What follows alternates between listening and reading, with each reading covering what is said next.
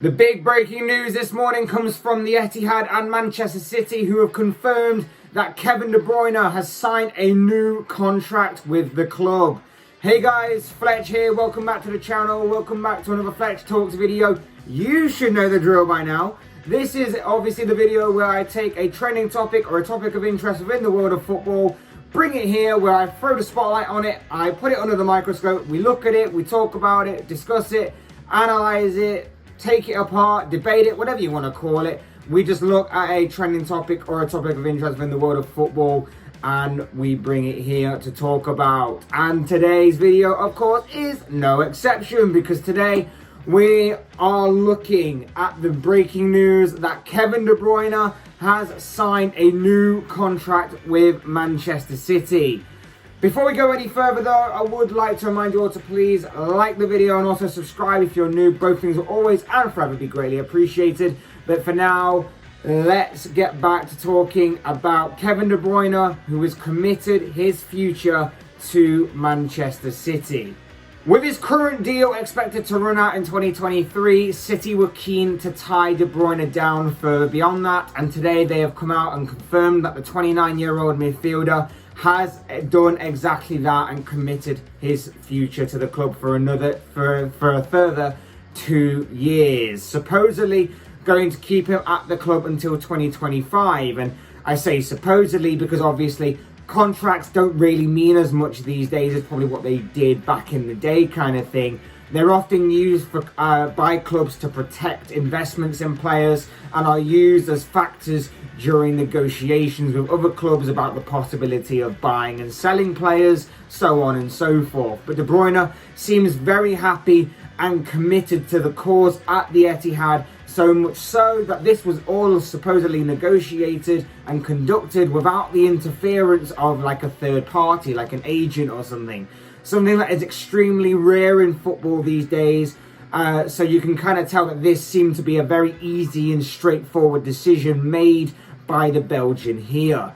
De Bruyne signed from Wolfsburg to City back in 2015, of course, and since then has gone on to win everything there is to win domestically with City, with 2 Premier League titles, an FA Cup, 4 League Cups, all to his name. Of course, the number of trophies could further increase this season, as City are still competing on all fronts. As of right now, of course, they are in the FA Cup semi-final, they're in the League Cup final, they are closing in on yet another Premier League title, and they are one of the favourites to be victorious in this season's Champions League this season. And following last night's 2-1 win over Borussia Dortmund in the first leg of the quarter-finals, they already have 1 foot into the Final Four, into the semi-finals. So we could be on the verge of seeing Man City make history there. And of course, helping them is one Kevin De Bruyne, who might help them make history. The Champions League, of course, is the one trophy that City have been craving ever since they had a very, very, very, very big injection of money into their club back in like 2008 time. This has been the one trophy that City fans have wanted to win. This has been the one trophy that everybody associated with City, no much so than Pep Guardiola, has wanted to win. And they could be on the verge of doing this for the first time. And it would be incredible for them if they could do it. But not only that, of course, further history could be made on this, because if they do win that, they close in on the Premier League, they win the League Cup, and of course they win the FA Cup. They go on and go to the final and then obviously win the FA Cup. Guardiola's side would then have succeeded in their pursuit of a quadruple winning season, winning everything there is to win this season and taking all the trophies and displaying their dominance furthermore. It would be truly incredible for Guardiola, for City, if they were able to do that. Of course, I don't think everybody is happy to see that, but it could be a possibility and maybe even a reality come the end of the season. The Belgian Playmaker has played 255 games for City across his 6-year stay so far with the club, scoring 65 goals and assisting 105 times. A truly phenomenal footballer, whichever way you look at it. Arguably the best midfielder around right now in the present.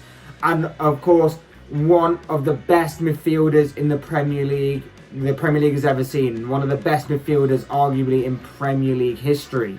Upon the news breaking of his confirmation that he will be staying with the club, De Bruyne posted a tweet confirming the news, saying that the story continues, #KDB 2025. And stated in an interview that he did for the club's website that he could not be happier. Since joining in 2015, I have felt at home. I love the fans. My family are settled here in Manchester, and my own game has developed really well. Seems a no-brainer then, in all honesty. Seems a no-brainer that he would commit his future to the club and he would sign on the dotted line to do that. De Bruyne is a huge part of City's history from his arrival at the club to the present day, and he's creating it day by day as we speak. He's probably already up there with the City icons and legends like Yaya Toure, like David Silva, like Sergio Aguero and Vincent Kompany, of course. But now he's committed his future. He'll be 34 when his contract now does expire. And of course, it will be 10 years at the club when it does hit that 2025 mark that of his stay at the club. He'll have been there for 10 years. So the longevity of his City career will certainly cement him as to being that status if he isn't up there already, as we've seen in in previous years. You know, whether it's Vincent Kompany, David Silva, or this year is going to be Sergio Aguero. They've all spent a decade at City, and De Bruyne, when he does reach that mark, that contract expiry date, will have obviously been there for 10 years himself. So it does kind of follow that same path of City legends and icons staying for 10 years, doing their business, and then just bowing out into the sunset kind of thing. And obviously De Bruyne, unless he feels he can perform beyond being 34 and whoever's in charge then, or whatever the situation at City is like then, decides to want to keep him, so on and so forth. Maybe he'll stay, maybe he'll just bow out like the rest of them and make way for the new generation of talent, or whatever it may be. It's just all about being a part of City's history right now and building that up. And not only that, of course, but it's also being a part of Premier League history too.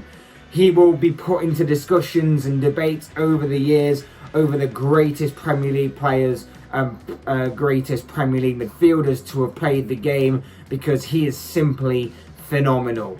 But fair play to him, fair play to City for tying him down. There are now reports going forward that this is just a part of City's long-term plan going forward. They've tied down De Bruyne, and now they're looking to tie down more players to long-term contracts. The likes of Raheem Sterling, Gabriel Jesus, and of course superstar wonderkid Phil Foden, as City look to continue their dominance in the present whilst also looking to build for a strong future ahead.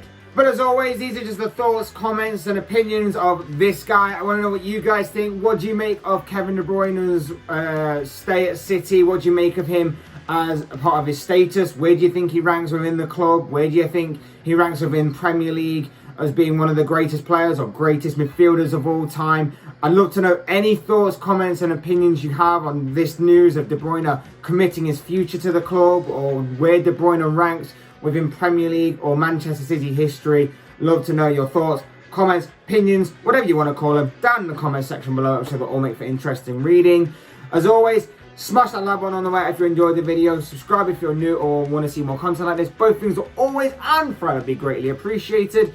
And as always, thank you all so much for watching and listening. I've been Fletch. This has been another Fletch Talks video, and I will see and speak to you all again soon in another video.